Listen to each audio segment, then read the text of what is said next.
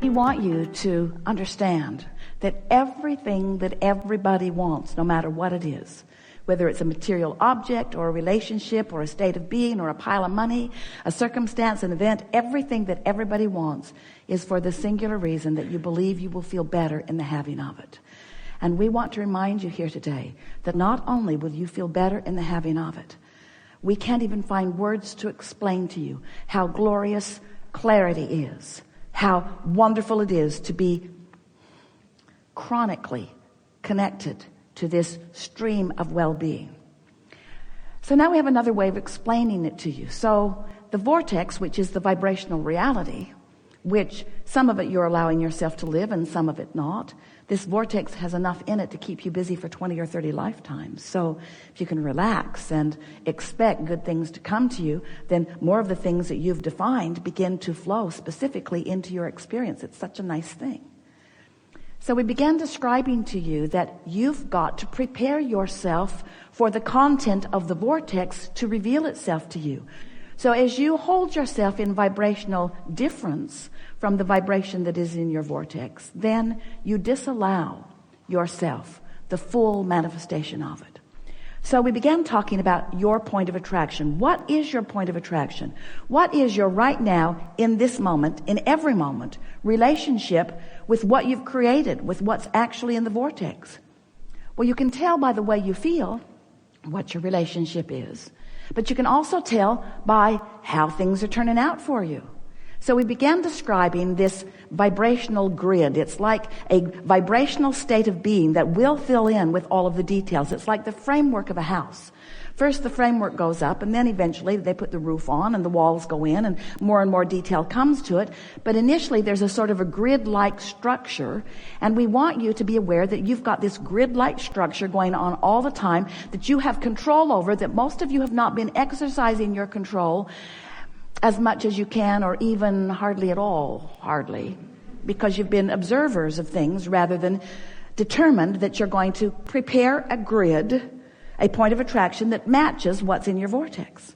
So as we began describing this point of attraction, this grid, reminding you that your emotions are your indicator of really where your grid is. So if you recall the conversations that we've had about the emotional scale, where there is despair or powerlessness, and there is revenge, and there is frustration, and there's hopefulness, and then there's love and eagerness and all of those things that feel so good, appreciation. So this emotional scale, we want you to now superimpose over this emotional scale of not feeling good to feeling really good, these spinning discs, your point of attraction. So Esther began thinking to herself, what disc am I on? She'd say to someone, I'm on the Henri disc, so you might want to stay away. But the truth of it is, no one can stay away because law of attraction is so powerful, especially if there's momentum going. So what really happened is, even though Esther said, stay away, I'm Henri, really what happened, other Henri people joined her on her disc. And then when they would get there, she would say, you're really Henri, I really don't like you being here. And they would say to her, well, you're Henri too. I really don't like you being here. But here we are, Henri together, just like law of attraction says that we must be. So if you really want to know what disc you're on, just look around. If there are Henri people around you, that's your disc. Because they're not getting on otherwise, you see. They cannot defy law of attraction and jump on, oh yeah, I was on a high-flying disc. I was doing so good. I was just soaring, and then you showed up. No, that's not really what happened. No, I was worried about you showing up. I remember the last time you showed up. I was tensing against you showing up. I was remembering how much I didn't want you to show up. I was shouting, no, don't show up. And then you showed up. That's really how it happened. In other words, law of attraction is a very powerful thing, you see. And so Esther started having fun with these discs. She said, Abraham, it's like the 7 dwarves. There's the happy disc, the grumpy disc, the passive-aggressive disc. She's up to about 200 dwarfs now, as she's finding all kinds of places in this range of emotions. So we want to call your attention to your point of attraction. That's really what we want to talk about. Because if you will take it upon yourself as your conscious responsibility to choose the disc that you're on and then stay there deliberately by thinking about things that make it easier and easier for you to stay there, then you're going to start rendezvousing with more and more that makes it easier to stay there until you will have a momentum going that will keep you chronically, usually, often, most often on this high-flying disc. It's really, really wonderful to be on the high-flying disc, tuned in, tapped in, turned on, feeling clarity and passion and love and appreciation. Your view of the world from the high-flying disc is the view of the world that the source within you holds. That's who you're rendezvousing when you rendezvous on this high-flying disc. You're rendezvousing with source, and that's why you're so clear. That's why you're so funny. That's why you're so knowledgeable. That's why you feel so good. That's why you have so much vitality. That's why you feel tuned in, tapped in, turned on, because you are, you see. So as we visit with you here today, we want to talk about this momentum, and we want to bring you to the place of really understanding that when you are in vibrational alignment with who you really are, when you've practiced yourself into that vibrational frequency so that you are predominantly there, that's when you actually begin to live your life in the powerful, co-creative way that you've intended. That's when true life begins for you in the way that you planned. That's when you really get on the trajectory that you intended when you made the decision to come here to begin with. So over time, we said to you, you create your own reality and you get what you think about whether you want it or not.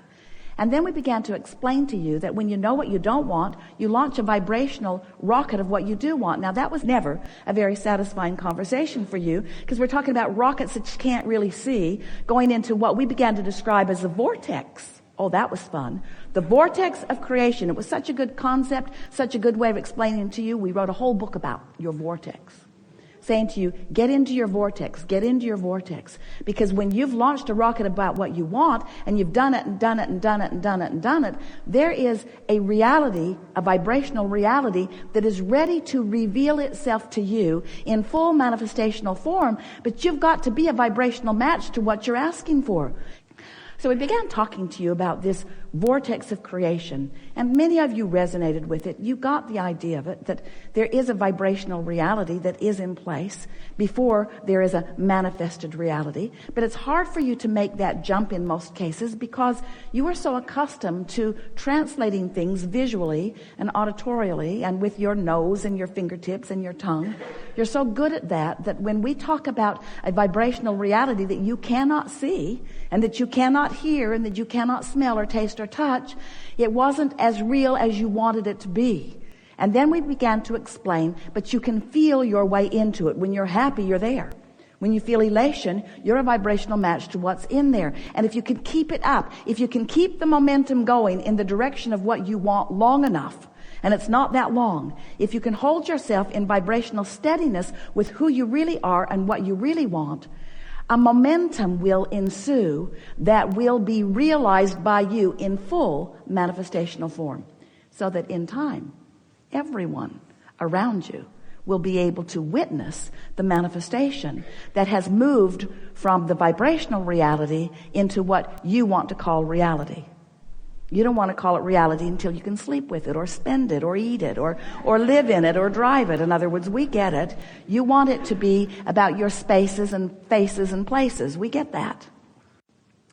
So as we begin talking about your grid, your point of attraction, your discs, your high-flying disc, we know that sometimes it's not so easy because of past momentum. You got some things you've been thinking about, and some of the things that you really believe put you on a lower flying disc. It's hard to watch television and stay up there because much of television, much of the media has discovered that there are more of you on those lower discs. And since they're looking for ratings, they hang out where most of you are. So if you're tuning in, then if you weren't there when you tuned in, you will be pretty soon, because there's something to show you to worry about, to push against, to feel indignation about, to feel anger about. So when you decide that you want to be on your high-flying disc, it begins to cause you to look at things a little differently. And we really want you to leave this gathering today with a sort of renewed determination that you care about what disc you're on, and a new understanding that you have control about what disc you're on. And then a sort of readiness to begin practicing some very easy techniques to get you there and to keep you there. Because life is supposed to feel good to you.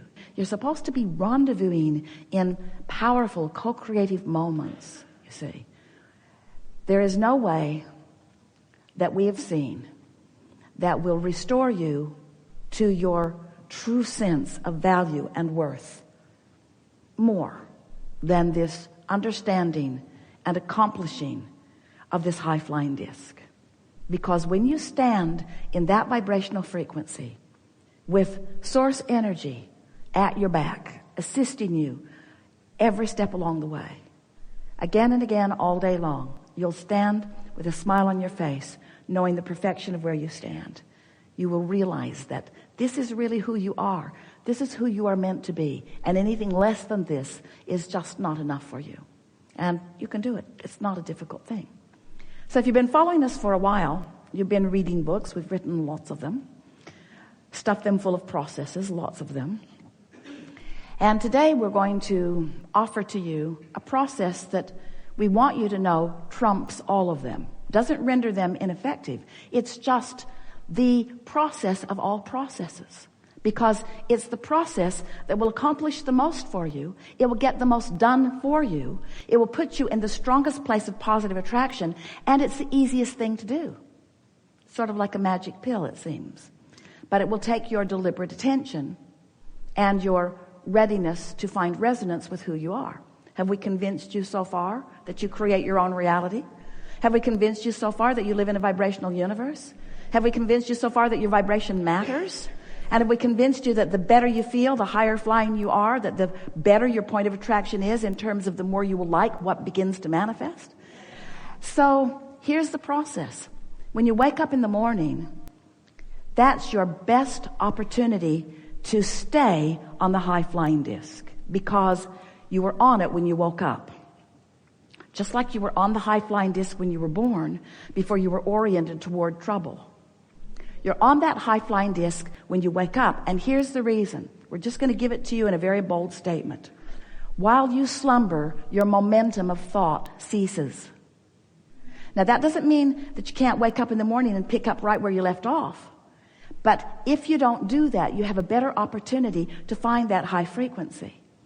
So we encouraged Esther to do it. It's been a few months now. We encouraged her.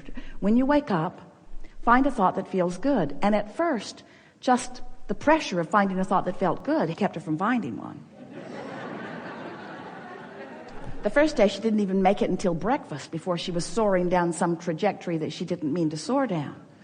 But we convinced her, and she was committed, that every day she would wake up and reach for the best feeling thought that she could. And she discovered that the more general the thoughts were, the easier they were to feel good. In other words, if you wake up and start pondering a problem, you're off your high-flying disc before you even realize that you're on it. But if you wake up and stay as general as you can, finding something that's very easy to appreciate, you sort of kind of have to ask your family or set your alarm a little early so that you have a little bit of private time before the world descends on you. Because the world is going to descend on you pretty much like it has been descending on you, and there is a momentum or a trajectory that's already been going. So we understand why it's a little difficult to begin changing your vibration in the middle of a stream, because there's a current already going. We really understand that. But we want you to know that first thing in the morning is your best opportunity to do it. Or after a nap, or after meditation. When you meditate, you stop your mind, you stop your thoughts, and when thoughts are stopped, then there's no resistance. And in that absence of resistance, we've been telling you for a while, it's like the cork bobbing on the surface of the water. You can hold it under the water. That's what negative emotion is. But when you let go of it, it's going to bob right back up there. And you are too. When you wake up, you're bobbing for a minute. You are. So if you can just wake up and hold that frequency by finding things as general as you can, it is our promise to you that momentum will begin to help you. You'll begin to feel the momentum until one thought will lead to another and another and another. Now, when you first begin this conversation is not all that satisfying, because we're encouraging you to a concept, to a time of day, to a deliberate focus, and to a result that we promise you will get. But the result will not be manifestational evidence for you for a while. So you're going to be applying this for the singular